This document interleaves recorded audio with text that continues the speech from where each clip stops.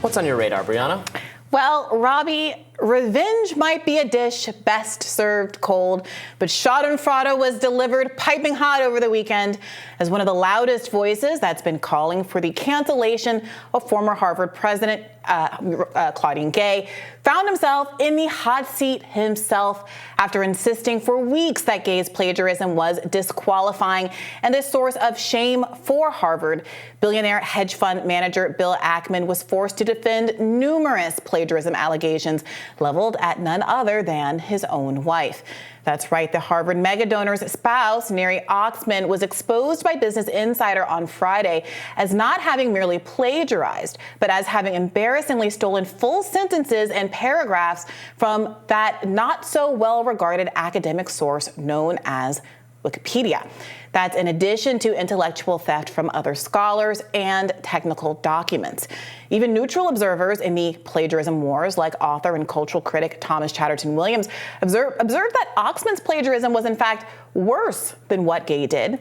She lifted more than half a dozen definitions straight from Wikipedia without any attribution at all, perhaps because she knew on some level that citing Wikipedia was in fact against school policy. Oxman, formerly a tenured professor at MIT, certainly should know better than to plagiarize. According to Business Insider, failing to include quotation marks is a, quote, violation of MIT's academic integrity handbook, both as it is currently written and as it was written at the time. Oxman, to her credit, admitted she was wrong and offered a mea culpa of sorts on Twitter, but her husband took a different approach. Although he insisted that Claudine Gay faced professional consequences, writing that the plagiarism issues Gay faced disqualified her from staying on faculty, Ackman had endless excuses for his wife's behavior. My favorite, quote, "I'm sure that when she wrote her dissertation, she thought that there was nothing wrong with using Wikipedia as a dictionary." You can't make this stuff up. Now, as the Daily Beast noted, Ackman argued in a remarkable 5,139-word tweet that his wife's plagiarism was no big deal. Quote, "Some plagiarism," he said, "is due to the laziness of the author. Laziness is not a great excuse for a member of the faculty," he said, "but it does not seem like a crime to me." Incredibly, he also argued that Wikipedia might have quoted his wife rather than the other way around, and argued that because Wikipedia isn't copyrighted, it's okay to plagiarize it. Truly wild stuff. Didn't stop there, though. Ackman argued that it was unfair to raise questions about a dissertation written 15 years ago, in 2009, even though, of course, Gay's thesis was written in the 90s. He even seemed to blame Goyish publishing deadlines for his inability to adequately respond to accusations against his wife, asking, how can one defend oneself when one learns about a 12-page plagiarism accusation at 5:40 p.m. on Friday night when one celebrates Shabbat? In an apparent effort to rehabilitate his wife's reputation, Ackman recalled her accomplishments, a number of patents, her work featured in retrospectives at the Met. He even encouraged his 1 million followers to watch her podcast with Lex Friedman. Of course, Claudine Gay's endless accomplishments, that her undergraduate thesis won the prize for Best Undergraduate Thesis in Economics at Stanford, that her graduate dissertation won Harvard's prize for the best dissertation in political science, that she became a tenured professor at Stanford at a young age, and prior to serving as Harvard's president, had served as president of Harvard's Faculty of Arts and Science for 5 years, were not relevant as Ackman called for her head to roll. Now, finally, Ackman objected to Business Insider's reporting on the grounds that it's off limits to go after someone's wife, which folks immediately pointed out was yet another double standard. As recently as just last month, Ackman attacked the wife of the chairman of the board at MIT, claiming that she runs a DEI business engaged in some type of fraudulent self-dealing. Now, this was not true, and Ackman was pressured to make a correction. In fact, the man's wife did not take any salary at all for her work. But the libelous tweet is still up with 35,000 likes. Are families really off limits to Ackman, or does Ackman feel like his family should get special treatment? You'll see a trend here. One rule for special elites like Ackman, different rules for the rest of us. Many of those who rushed to condemn Gay deployed the same defenses of Oxman that they'd scoffed at when Gay was in the hot seat, Look at this exchange. When a Twitter user pointed out that Oxman had clearly plagiarized, Megan McArdle replied, "Sure, just not sure why they picked that target." In other words, why her? Suddenly, the reason a person is being scrutinized matters. Of course, no such grace was extended to Claudine Gay.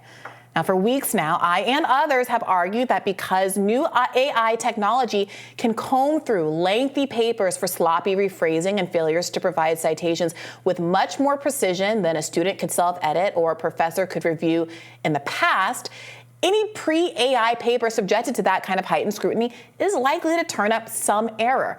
And that while substantive theft of ideas is still beyond the pale, we may have to reevaluate the standards to which we hold students in the before times. Many of you scoffed at that notion. But now that Ackman's wife is in the middle of a humiliating plagiarism scandal, Ackman apparently agrees. As he wrote on Twitter, "The good news is that no paper written by a faculty member after the events of this past week will be published without a careful AI review for plagiarism. But what do we do about papers written before today, which will inevitably fail an AI plagiarism test?" Inevitably. The answer, I believe, he says, is that there are different kinds of plagiarism and it depends. Now, to be clear, I agree with Ackman on this point. AI technology means that anyone who writes for a living can be subjected to a kind of academic stop and frisk.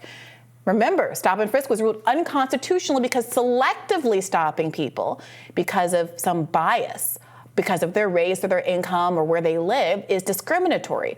Justice, of course, isn't blind if it's only targeting certain groups because of some priors, and assuring that some people are more likely to be arrested for crimes, even if those crimes are equally common among different demographic groups, that's wrong. As I said repeatedly on this show, I would support a holistic academic review of all professors across all universities to assess how common the type of low-level plagiarism Gay and Oxman are accused of really is. I have no interest in denying the truth that Gay plagiarized, as did Ackman's wife, as did Alan Dershowitz, as did Melania Trump, as did Joe Biden. What I do have a problem with is the weaponization of AI technology to selectively enforce standards as a pretext for a much bigger and much more important agenda. That is, using big money to shut down speech on college campuses. This is the important background that was excluded from so much of the Ackman-Gay conversation. This has always been about an unfolding genocide in Gaza, and one billionaire's feeling that he's entitled to force America's oldest and most prestigious university to ignore it. You see, Ackman has long held a grudge against Harvard generally and Claudine Gay specifically.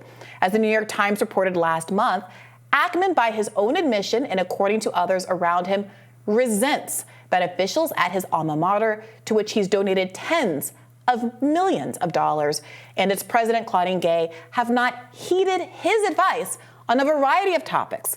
Most recently, this includes how to respond to complaints of anti-Semitism from Zionists on campus. Ackman's personal grievances are out in the open. He told the Times, quote, "It would have been smart for Gay to listen or to at least pick up the phone when he called." He went on to say he wants to be a, quote, "positive force at the school." But we have to ask ourselves, should any individual be an outsized force of any kind at a university where free speech is so important, especially if it's just because they're rich, especially when their goal is to enforce the silencing of political dissent? Is it clear to you yet? Christopher Rufo, one of the architects of the anti-free speech pro-Zionist witch hunt of the last few months, characterized Ackman as an elite defector, saying, "I don't think we would have seen anything nearing the level of backlash against these institutions had it not been for Bill Ackman." But Ackman is no elite defector. He is simply an elitist, plain and simple, who is advancing the agenda of Americans' bipartisan elite consensus. That is, side with Israel, no matter how many international humanitarian laws the country violates, no matter how many war crimes the country commits, no matter how many tens of thousands of innocents the country murders, and importantly, no matter the cost to the American public. This is a story about a multi-billionaire, a Harvard legacy student, who was chagrined to find that his money might be able to, say, buy his daughter's admission, but it couldn't buy off an institution, at least not at first. The New York Times reported that on November 4th, Ackman had the temerity to send a 4-page letter to Gay outlining his concerns about anti-Semitism on campus, offering a detailed list of actions he wanted the university to take. Now, Gay reportedly passed his calls on to another administrator, and if Ackman's Twitter screeds are any indication of the length of that letter and what it was like, I frankly get why Gay's response was too long, didn't read. Might it be that Gay's real crime in Ackman's eyes wasn't plagiarism, but failing to allow him to pay for the privilege of setting a university's agenda? Was he simply unused to being told no? Unlike Ackman, a legacy student born into money and privilege, Claudine Gay had to work for what she's achieved. Her parents were immigrants from one of the poorest countries in the world, Haiti. Her mom was a registered nurse. Her dad worked in the Army Corps of Engineers. Because of a nonprofit organization called A Better Chance, whose goal is to help talented young people of color who don't have the same opportunities Ackman was born into, she was able to go to Exeter and then on to an exceptional academic career. But Ackman wants you to believe that he and his plagiarizing and also Epstein-connected wife are the real victims here. The focus of this story should always have been the fact that young people specifically and Americans generally overwhelmingly do not support the wanton, barbaric violence that Israel has been unleashing on Gaza for the last 3 months. We are having this conversation because some students stood up to our government and to their own faculty members who frequently characterized their protest as anti-Semitism and instead demanded a ceasefire. In response, they were met by repression, doxing, and real violence. To be clear, I'm not talking about the violence that's been alleged by some Zionists on college campuses, someone feeling unsafe because a Palestinian student whose family may have been slaughtered said, "From the river to the sea, Palestine must be free." I'm talking about 3 Palestinian American students who were shot with a gun, and one of them who was paralyzed from the waist down. While Republicans were platforming Zionist students in congressional hearings and bullying private universities into adopting repressive government speech codes, pro-Palestine students had job offers rescinded, while a truck with pictures of students on a screen on the side announced to the community that they were, quote, terrorists and anti-Semites. As Bill Ackman called for a list of all the students who'd signed a pro-Palestine letter to be barred from getting jobs, powerful actors like the billionaire CEO of Sweetgreen tweeted in response to Ackman, "I would like to know, so I never hire these people." Make no mistake, we're living in a new McCarthy era. A bipartisan phalanx of government actors and billionaire donors have decreed that criticism of Israel is anti-Semitism. In 2024, billionaires can force the resignation of university presidents at private institutions if they happen to disagree with their politics. They can ruin a student's chances at employment, and they can use the government as a tool for their anti-speech campaign. Now, Ackman is actually targeting the Business Insider journalist who broke the story about his wife's plagiarism. Remember how I constantly warn you about the implications of a few billionaires controlling the media? Well, Business Insider parent company Axel Springer announced it was going to take a couple of days to review the processes around these stories about Ackman's wife's plagiarism to ensure that our standards have been upheld. To be clear, not even Ackman's wife has denied the claims. But according to Max Tani at Semaphore, Business Insider is feeling pressure because as a business industry mag, it needs to preserve its reputation among the billionaire class, making recent dust-ups with David Portnoy, Elon Musk, and now Ackman inconvenient, to say the least. Keep in mind that a couple of weeks ago, Ackman criticized Harvard for threatening to sue the New York Post over the gay plagiarism article. Now he's gotten Business Insider to investigate their own journalists for doing their jobs. How many principles does Ackman have to backtrack on before we can admit the obvious? This was never about anything other than suppressing speech.